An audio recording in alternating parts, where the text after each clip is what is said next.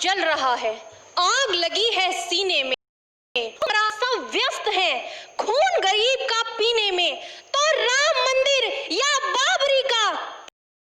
पक्ष हूँ, घायल भारत चीख रहा है, चीख सुनाने आई हूँ। परम आदरणीय सभापति महोदय, मंचासीन निर्णायक मंडल समिति एवं उपस्थित मेरे प्यारे साथियों, मैं आरक्षी खुशबू चौहान केंद्रीय रिजर्व पुलिस बल आज सदन की राय से असहमत होते हुए वक्ता विपक्ष में अपने विचार प्रस्तुत करूंगी। महोदय, दर्द हद से तब गुजरने लगता है जब मेरी आंखों के सामने ताज, पुलवामा, छत्तीसगढ़ में शहीद हुए जवानों के शत विशत अधजले शरीर के टुकड़े, रेत के टीलों से ऊपर जाती लाशों के ढेर और कश्मीर की खून से सनी लाल रंग की सड़कों के दृश्य सामने आते हैं। उस पर मेरे प्रतिपक्षी महोदय का कहना ये कि मानवाधिकारों की अनुपालना करते हुए देश उग्रवाद और आतंकवाद को समाप्त किया जा सकता है। महोदय, अब तो हमारा तिरंगा झंडा भी हमसे ये पूछने लगा है कि क्या बात है भारत, आजकल फहराने से ज्यादा मैं कफन में दफनाने के क्यों काम आ रहा हूँ। महोदय, हृदय तो उस दिन फट गया जब बूढ़ी माँ अपने बेटे के चिथड़ों को देखकर बोली कि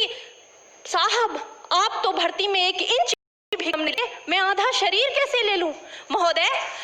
आज इन मानवाधिकारों के कारण इन आतंकियों के बंगलों की आकाओं की नागफनी हंसती है और शहीद हुए हमारे जवानों के आंगन की तुलसी रोती है।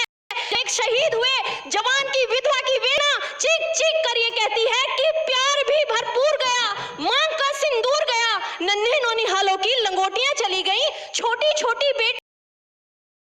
और आपके लिए तो एक आदमी मरा है साहब, मेरे घर की तो रोटियां ही चली गई। महोदय, किसी भी युद्ध को जीतने के लिए पहल करना सबसे ज्यादा आवश्यक है, क्योंकि इतिहास गवाह है कि पहल करके बड़े बड़े युद्धों के परिणाम बदल दिए गए हैं। परंतु आज मानवाधिकारों के कारण हमारे देश के जवान इस कदर बंधे हुए हैं कि अपनी ड्यूटी पर खड़े होकर वो पहल करने से डरते हैं, क्योंकि महोदय भविष्य में उन्हें कटघरे में खड़े होने का डरता रहा होता है। वो ये जानते हैं कि चाहे एक उग्रवादी की राइफल से निकलने वाली गोली को ये तय करना पड़े या ना पड़े कि वो किसे लगेगी, लेकिन हमारी राइफल से निकलने वाली हर गोली को ये निर्णय लेना पड़ता है कि चाहे वो किसी निर्दोष को लगे, दोषी को लगे या ना लगे, परंतु किसी निर्दोष को नहीं लगनी चाहिए। यदि ऐसा हुआ तो ना तो ये समाज हमें छोड़ेगा, ना ही तिल का ताड़ बनाने वाली ये मीडिया हमें छोड़ेगी। और महोदय, मानवाधिकार के तले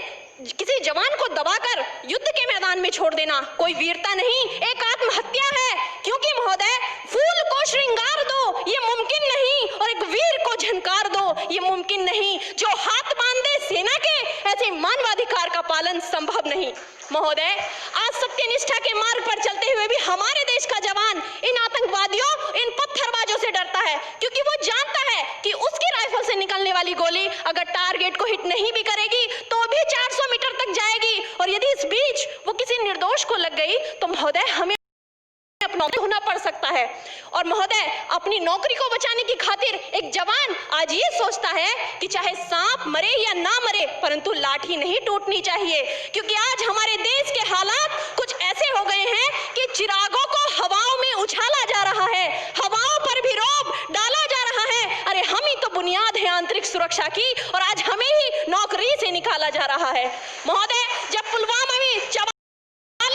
छत्तीसगढ़ में 76 जवान शहीद हुए तो कोई भी मानवाधिकार की दुहाई देने वाला हमारे पक्ष में आकर खड़ा नहीं हुआ, परंतु जब जेएनयू विश्वविद्यालय में एक देशद्रोही के द्वारा भारत तेरे टुकड़े होंगे, अफजल हम शर्मिंदा हैं जैसे देशद्रोही नारे लगते हैं, तो सारे मानवाधिकार के ज्ञाता आकर उसके पक्ष में खड़े हो जाते हैं। तभी तो क्या कहा था उस देशद्रोही ने कि तुम एक अफजल को मारोगे, हर घर से अफजल निकलेगा। तो मैं भारत की बेटी अपनी भारतीय सेना की तरफ से आज ये ऐलान करती हूँ कि उस घर में घुसकर मारेंगे जिस घर से अफजल निकलेगा, वो कोख नहीं पलने देंगे जिस कोख से अफजल निकलेगा। उठो देश के वीर जवानों, तुम सिंह बनकर दहाड़ दो और एक तिरंगा झंडा उस कन्हैया के सीने में गाड़ दो। महोदय, अंत में अपनी वाणी को विराम की ओर ले जाते हुए मैं सिर्फ इतना ही कहना चाहूंगी कि मुझे अफसोस है अपने देश की न्यायिक प्रक्रिया पर, जहां आज भी रात के 12 बजे अजमल कसाब जैसे आतंकी के लिए सर्वोच्च न्यायालय के दरवाजे खोल दिए जाते हैं। ऐसे देश से